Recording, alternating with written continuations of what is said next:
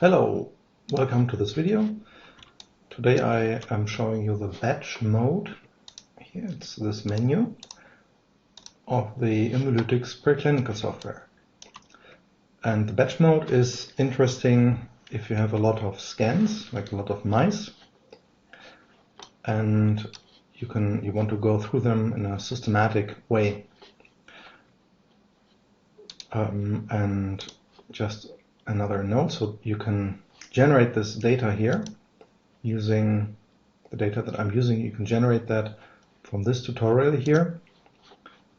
It's a 4 mouse scan, and you can use the cropping tool and crop out these mice. Mouse 1, you click undo, and mouse 2, mouse 3, mouse 4. You can then save the CT and PET into separate folders like this here. So for the batch mode you need parallel folders with your data. So, and in each folder you need to have the same naming, like CT, PET, and a segmentation or a project file, and in the next one also. And then you can just open one of them here, the CT, and you can load the PET by loading it in as overlay here, and then you can adjust the camera here, and you can adjust the windowing for the CT and the PET. You can choose a different color table and set the windowing to some values that you find appropriate, and you can even load a segmentation here. This one is just the hard segmented here.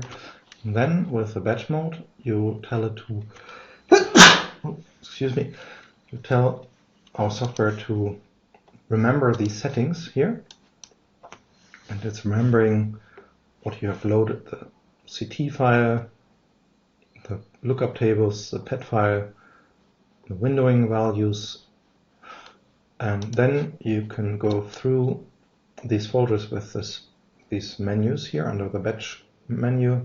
So you can go to the next one, and let's zoom out a bit, and you can go to the next one again and again and again, and you're basically jumping through these folders here, and you can in this way inspect your data, also your segmentations, and quickly get an overview of your segmentations and your image data. And what is nice is that the settings are all consistently, so the windowing settings are all the same here. So you can, so when you go to the next folder, it's all the same. And then there's another nice feature. It's here the batch statistics.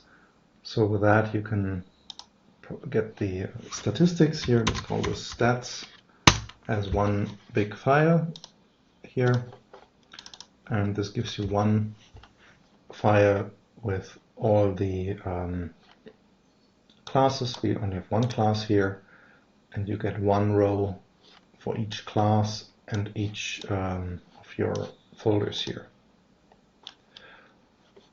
And so this gives you one big Excel file. Of course you can use also the other method here, this one, but this will just give you the results for one mouse, and you can copy paste it together into one Excel file. But often it is convenient to use this the batch statistics method here. Okay, I hope this helps. Thank you. Bye.